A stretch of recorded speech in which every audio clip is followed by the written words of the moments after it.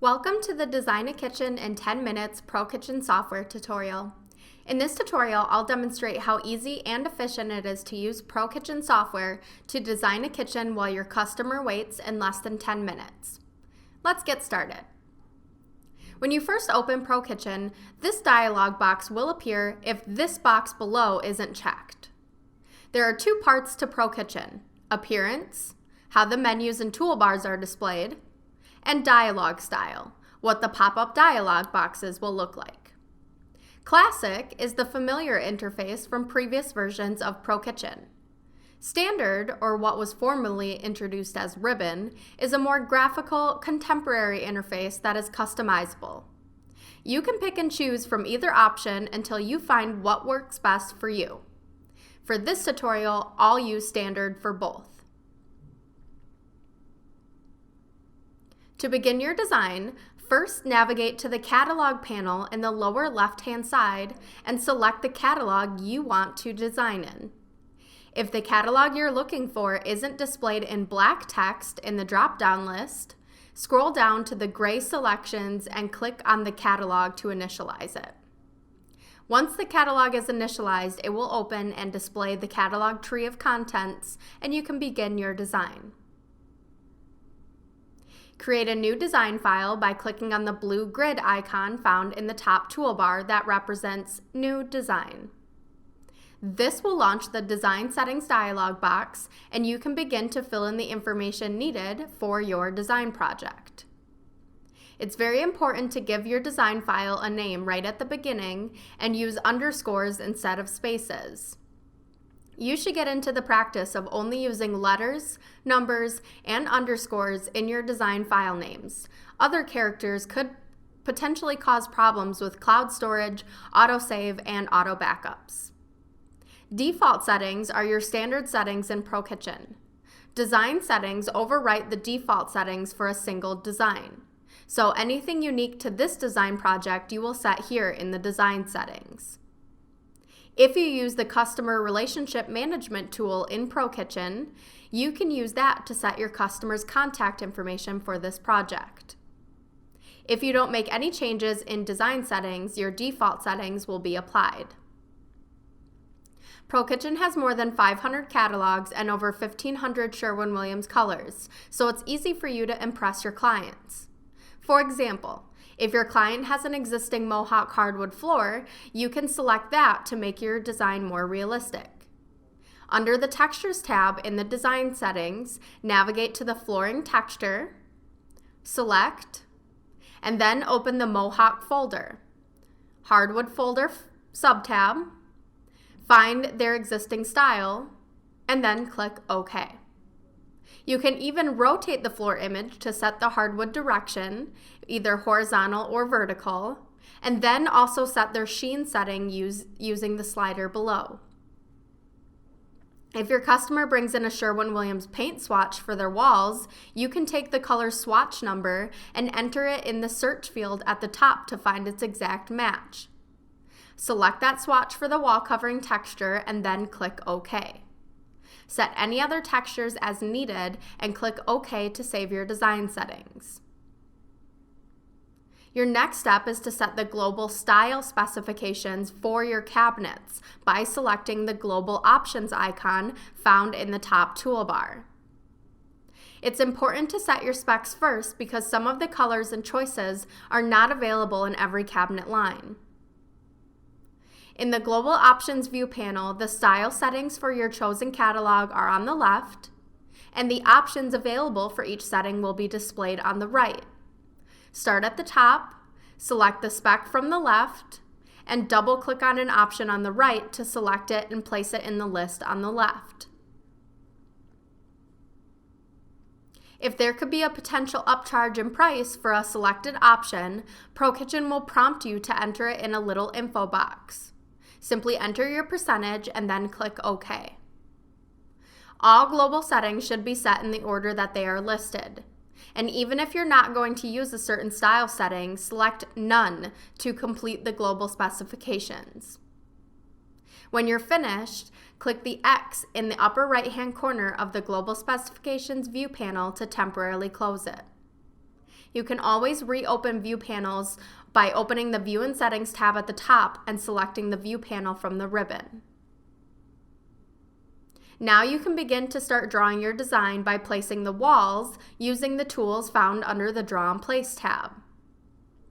When drawing walls in ProKitchen, remember to always draw clockwise, left to right, or else your wall zones will be reversed and display on the outside of the room. You can save some time by using a wall shapes option for predetermined room layouts. Set your wall lengths and then the wall height, and then click OK to set the measurements and place your walls. Now save all of your settings before moving forward. That will kickstart your auto saves and auto backups. To give yourself more design room, minimize the top tabbed menu ribbon above by clicking the up arrow in the top right-hand corner. Now start placing your cabinets. I'm going to start in the corner and work along the walls, beginning with a square corner base cabinet in the corner. So, over in the catalog panel, follow the catalog tree to find the object you're looking for. I'll select base, corner cabinets, square corner base, SCB33L. Select it from the catalog tree, left click, drag, and drop it in the corner of your walls where your two wall zones meet to place and snap it. Next, I'll add a sink base, so again, follow the catalog tree. Base, sink base / cooktop / cook center, sink base cabinet with false front, SB36, and add it to my plan. As long as I have my zones and my snaps turned on at the bottom, I'll have no problem placing cabinets automatically. The zones are the dotted line areas that outline the inside of your walls. Quickly add sinks and faucets into cabinets by double-clicking on the sink base cabinet to launch its attributes. In the cabinet attributes, navigate to the Sinks and Faucets tab. You can change plumbing catalogs to Kohler and use its catalog tree to find the sink and faucet you want. Kitchen fixtures, sinks, stainless steel, find the option you want using the thumbnail images that appear on mouse hover, select it, and the measurements will appear. If the sink is too large for your base, ProKitchen will inform you. Click Add to place it in the sink base. Then repeat to find your faucet. Faucets, select the one you want. If there's options available, the dialog box will inform you, and you can select to apply them. The preview image on the right displays a 3D rendering of your sink base with your choices added. Once satisfied, click OK to save the attributes and add it to your design. The next cabinet I need is a 3-drawer base, so I'll grab that from the catalog panel and place it off to the side. I need to position it 24 inches from the sink base, leaving room to place a dishwasher. I can quickly do this by using the Position tool found in the right-click toolbox of the cabinet. Right-click on the cabinet, select its SKU, and click the Position tool. Now click directly on the cabinet you want to position your selected object from, and the distance between the two objects will be displayed in the info panel above your catalog panel on the left. Highlight the field and then type in the distance you need and hit the Enter key to place your selected objects at that exact distance from each other. You can use the Find tab in the catalog panel to search for your cabinetry items by SKU, measurement, or keyword. Type in what you're looking for and click the search button. It will search your catalog based on your input and display its results below. Find what you're looking for and then drag and drop it to your wall zone in your design.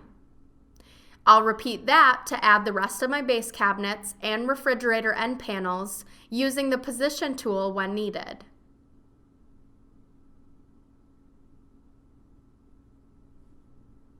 To add appliances to your design, select the appliance icon found in your top toolbar that looks like a little white refrigerator. Set the appliance catalog you wish to use with the drop-down catalog list at the top.